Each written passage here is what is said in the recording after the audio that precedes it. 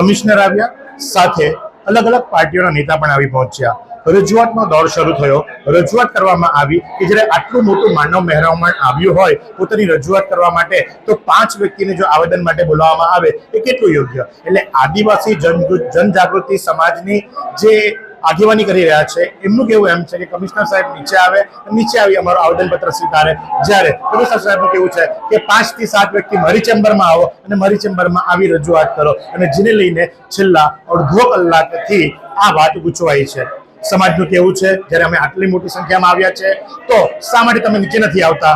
અને કમિશનરનું કેવું છે કે શા માટે તમે 7 વ્યક્તિ ઉપર નથી આવતા? કારણ કે સીધા આક્ષેપો આ નેતાઓ એમ લગાવી રહ્યા છે કે જ્યારે રાજકીય પાર્ટીના કોઈક નેતા આવ્યા હોય અને રજૂઆત કરતા હોય તો ત્યારે 20-20 લોકો પણ ચેમ્બરમાં બેસી શકે છે, તો અમારા 5 થી 7 વ્યક્તિઓને સાંભળવામાં તમને તકલીફ શું છે? તમે જો એ પ્રમાણે કે પોલીસ પણ અહીં આવી ચૂકી છે, મધ્યસ્થી ચાલી રહી છે, અને મુદ્દો એક વાત પર ગૂંચવાયો છે કે ભાઈ તમે શા માટે નીચે નથી આવતા? તો ત્યારે આપણે વાત કરવાનો પ્રયાસ કરીશું અને જાણીશું કે એમની શું માંગણી છે. એક વિરામ બાદ સિંહા તળાવનો ફરી લાઈવ.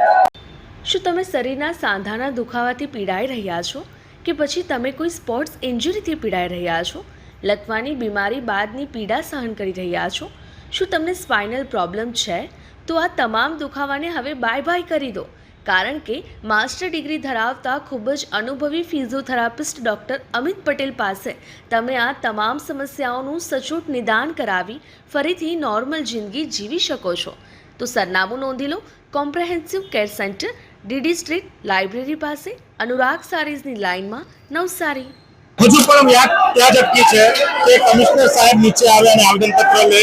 પોલીસ પણ પર્યાપ્ત માત્રાની અંદર આવી ચૂકી છે. કોઈ પ્રકારની અનિચ્છનીય ઘટના ન ઘટે જેના સંદર્ભમાં લઈ અને પોલીસ બંદોબસ્ત પણ પૂરતો ગોઠવી દેવામાં આવ્યો છે, કારણ કે આખો સમાજ જ્યારે ભેગો થયો હોય અને ત્યારે મુદ્દો આવીને અટક્યો છે કે ભાઈ કમિશનર સાહેબ નીચે આવે, અમારી રજૂઆત સાંભળે અને અમે જે આવેદનપત્ર આપવા માટે આવ્યા છે સ્વીકારે, અને જેને લઈને છેલ્લા 45 મિનિટથી લઈ અને હજુ સુધી એ નિર્ણય પર કોઈ અંત આવ્યો નથી. હજુ પણ એક પરિસ્થિતિ છે, તમે જોઈ શકો છો એ પ્રમાણે કે કેટલું મોટું હુજુમ, અને એની સામે તમે જોઈ શકો છો કે કેટલા મોટા પર્યાપ્ત પ્રમાણની અંદર પોલીસ બંદોબસ્ત પણ ગોઠવી દેવામાં આવ્યો છે. નવસારી ટાઉનના ફર્સ્ટ એટલે કે senior PI, second PI, PSI સહિત મહિલા પોલીસથી લઈ અને તમામ પોલીસનો કાફલો જે ખરો એ હાલ મહાનગરપાલિકાની કચેરી ખાતે આવી પહોંચ્યો છે. અને એટલા જ મોટા પ્રમાણની અંદર તમે જુઓ તો હવે તો કોંગ્રેસના નેતા, ભાજપના નેતા, આમ આદમી પાર્ટીના નેતા તમામ જે ખરા એ પોતાની રાજનીતિનો રોટલો શેકવા માટે પણ આમની સાથે જોડાઈ ચૂક્યા છે. તમામ આદિવાસી નેતાઓ પણ મહાનગરપાલિકાની કચેરી ખાતે આવી પહોંચ્યા છે. પણ અપડેટ આપતા રહીશું. નિહાળ કરવાનો અવસર લાવ્યો. इतने सारे मुखवास, यही सोच रहे हो ना आप? रिफ्रेश के पास है मुखवास की बड़ी रेंज. सर्च करो, क्लिक करो, लाइफ को रिफ्रेश करो.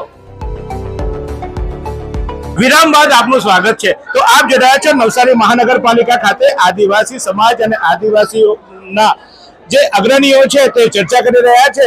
કારણ કે એક તરફ મહાનગરપાલિકાની ચૂંટણી છે, આચારસંહિતા લાગી છે, કમિશનર વિડીયો કોન્ફરન્સમાં ચૂંટણી પંચ અને અન્ય સાથે કમ્પ્લેન્ટ થાય, ત્યારે બીજી તરફ આગ્રહ એવો છે કે અમારી પાસે આવેદનપત્ર લેવામાં આવે અને એ આવેદનપત્રની સાથે સાથે અહીંયા રજૂઆત કરવામાં આવે.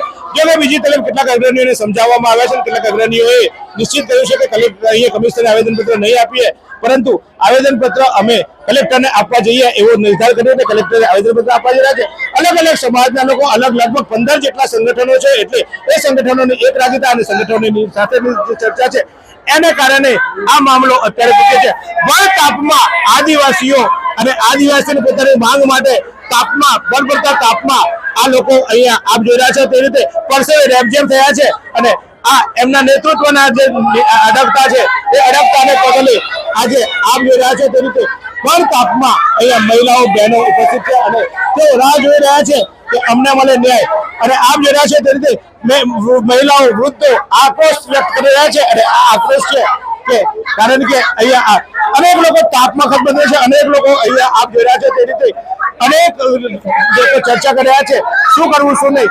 એક જીત માત્ર, અને એ જીત બંને પક્ષે જીત છે. અને એને કારણે આ જે કોમ્યુનિકેશન છે એ અભૂ છે. લોકો વચ્ચે કોઈ અનિયમિતને કારણે લગભગ સવારે 10 વાગ્યાથી અહીંયા ઉભા લોકો અત્યારે લગભગ સાડા આપ જોઈ રહ્યા છે તે રીતે કે 12 વાગ્યા એટલે 1 વાગવા આવ્યો છે. 3-4 કલાક સુધી ધોમ ધકતા તાપમાં અહીંયા આ પોતાની રજૂઆત માટે ઉભા છે.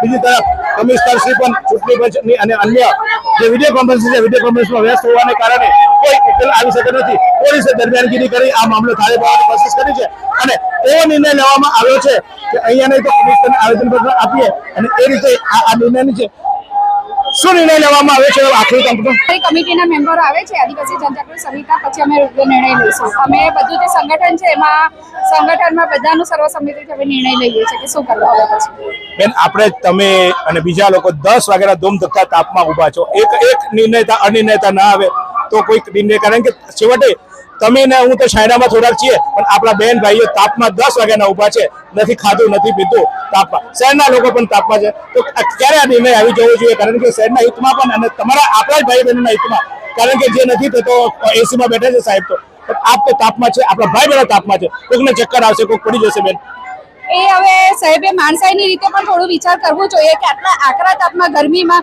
10 વાગે અમે નગરપાલિકાના ગ્રાઉન્ડ પર ભેગા થયા છે, પણ અમે સવારના ઘરેથી ભૂખ્યા તરસી 8 થી 8:30 વાગ્યાના અલગ અલગ જે ગામડાઓમાંથી પણ ભાઈઓ બહેનો આવ્યા છે. તો એમનામાં એટલી તો માણસાઈ હોવી જોઈએ ને. એમણે અમને 5 મિનિટ કરીને અત્યારે 2 થી 2.5 કલાકનો અમારો સમય એ પસાર થઈ ગયો છે.